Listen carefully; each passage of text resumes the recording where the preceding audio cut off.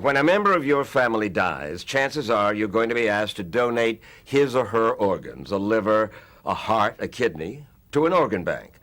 But you might also be asked to donate other body parts, skin, or bones, or tendons, not to an organ bank, but to a tissue bank, to help an accident victim rebuild a shattered bone, an athlete repair a torn tendon, or a burn victim to get urgently needed skin.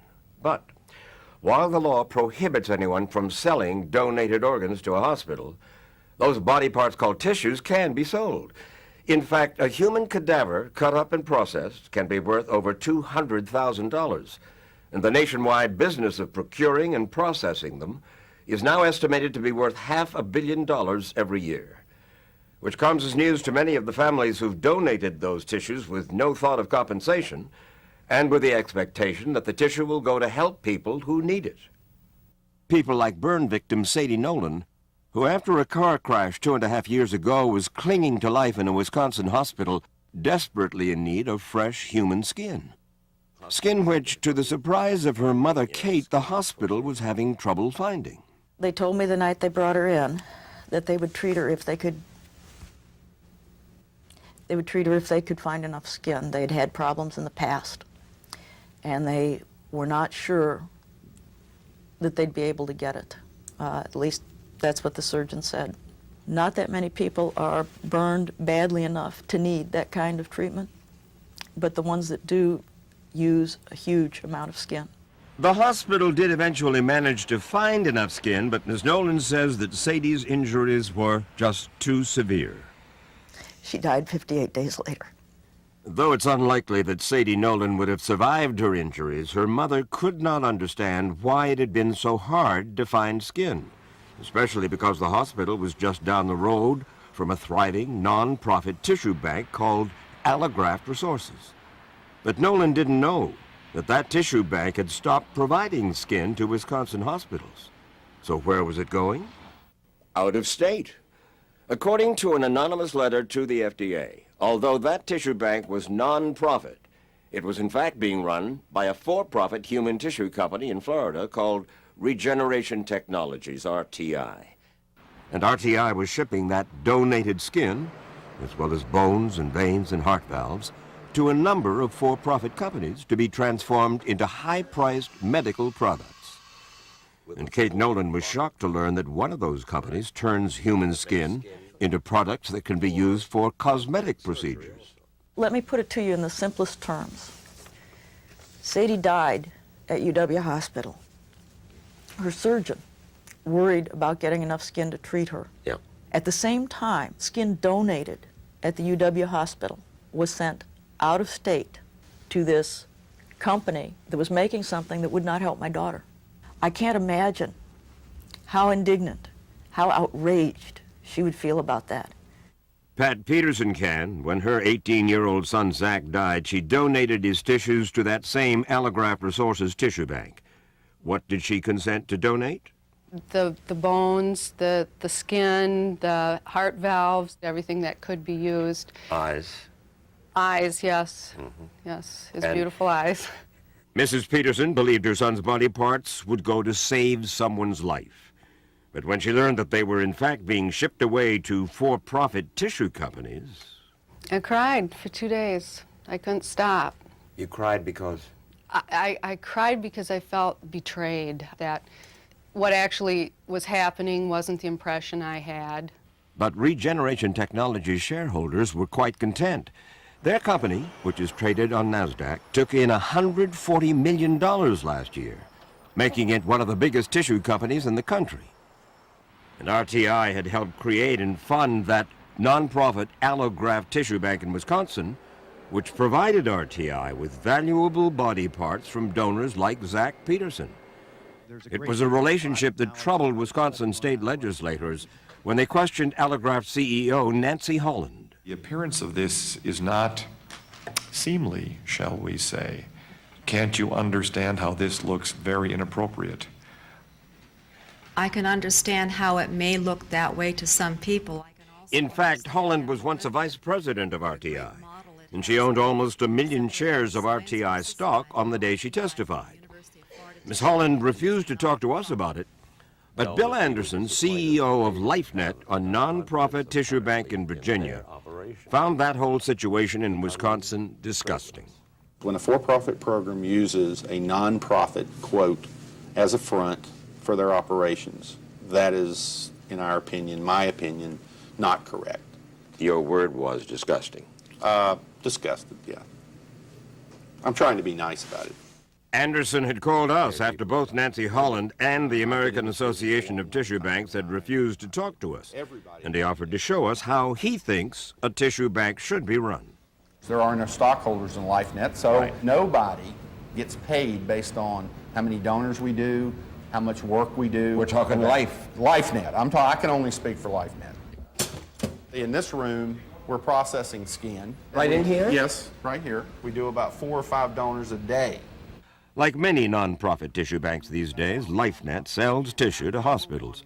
The difference, he says, is that unlike his for-profit competitors, no one at LifeNet is getting rich off the products they make from donated body parts. Right here, for example, is a piece of tissue that comes from your hip, and that is used to fuse your spine. It's my understanding that it's only in the middle of the 90s that this whole thing began to explode. Why? Because tissue engineering came along.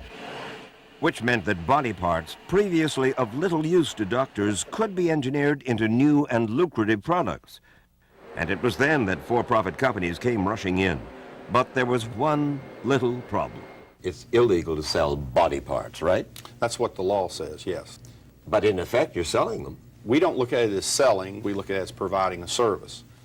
By service, he means processing tissue into useful products. And while selling body parts is against the law, tissue businesses can charge whatever they want for the service of processing them. The whole tissue business clings to the party line that they are not selling body parts. But they are. We're providing a service. It's a service fee, and it does cost money to hire people, the technology, the research. The cost is what we charge. We're not really selling the tissue itself. However you describe it, those so-called service fees begin to add up. These days, a human cadaver, cut up and processed, can be worth over $200,000 to tissue companies. But some doctors, particularly burn surgeons, worry that the dozens of new uses for human tissue mean they'll have a hard time getting the tissue they need. In fact, a survey by the American Burn Association has found burn centers nationwide were having trouble getting human skin. Dr. Ronald Tompkins was president of the American Burn Association at the time. Half said they were having difficulties. A third of them said the difficulties were so severe that they were altering the treatment of their patients because of it. But treating burn victims is no longer the only use for skin, for these days it can be made into products used for a wide variety of purposes, including cosmetic procedures. And doctors who perform these procedures told us that they were having no trouble getting skin. This is the preserved, processed skin from the cadaver that's been donated. About 100 times a year, Dr. E. Douglas Whitehead, a urologist in New York City, buys a product made from human skin, donated to tissue banks and processed by for-profit companies, and he uses it to perform penis enlargement surgery. You have no difficulty getting the processed skin? No. It's available? It's available, sure. You don't have to delay a surgery or wait for weeks or months to get it? No. Though the family that donated the skin received nothing, the companies that processed and then sold it charged a sizable service fee. How much? It's actually fairly expensive. It's approximately $2,000, so it could be $4,000, in that range. When people consent to donate their kin's skin or tissues, do you think that they have any notion that at the end of the line, that skin is going to be used for penile enlargement? Well, I think implicit in your question, there is something that is negative. And I think we ought to try to change that around. If they want to have a larger penis and it can be done safely, why not? We asked Dr. Tompkins of the Burn Association why a tissue bank would sell skin to a for-profit company rather than to a burn center. If you have skin and you can either sell it at cost or you can sell it at a much higher price, human nature might allow you to simply sell it at the highest price. So they're business people. They're business people. Business people who keep many of their suppliers, meaning donor families, in the dark. According to Dr. Jim Oakes, who used to ask grieving families for tissue donations at the Inland Iron Tissue Bank in California. And they have no idea that any of this tissue is going to be an object of such commercial exploitation. Absolutely not. The less you say to the family member and the less time that they are on the phone, the better for you, because they will not find this out. Even non-profit tissue banks need money to survive, of course, and the one Dr. Oakes worked at was no exception. It got that money by sending donated body parts to tissue companies. Skin was worth almost $1,000, heart valves $1,200, and a set of bones brought in almost $5,000 to the tissue bank. So obviously there's a financial incentive to get as much tissue in as good shape as possible to send on to these places. Absolutely. The more cases you had, the more money came into the tissue bank. That's correct. Dr. Oakes told us he felt pressure to bring in valuable tissue, and that he even lied on at least one occasion, telling a mother that her dead son's heart would go to save a dying young man. Actually, the tissue bank sold one of her son's heart valves to a for-profit company called CryoLife for $1,200. The mother then sued the tissue bank, and Dr. Oakes is expected to testify on her behalf.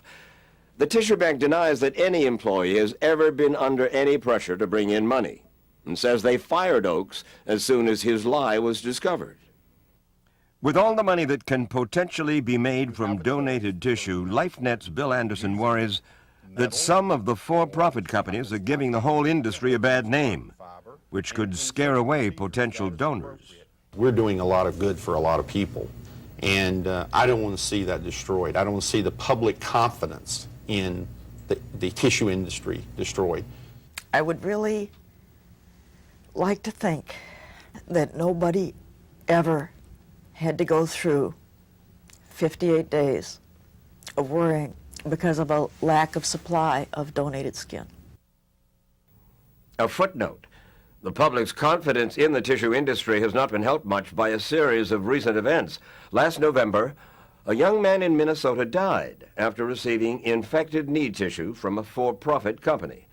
The Centers for Disease Control then began a nationwide investigation, and so far they've found 25 cases of similar, though non-fatal infections in patients who'd received transplanted tissue.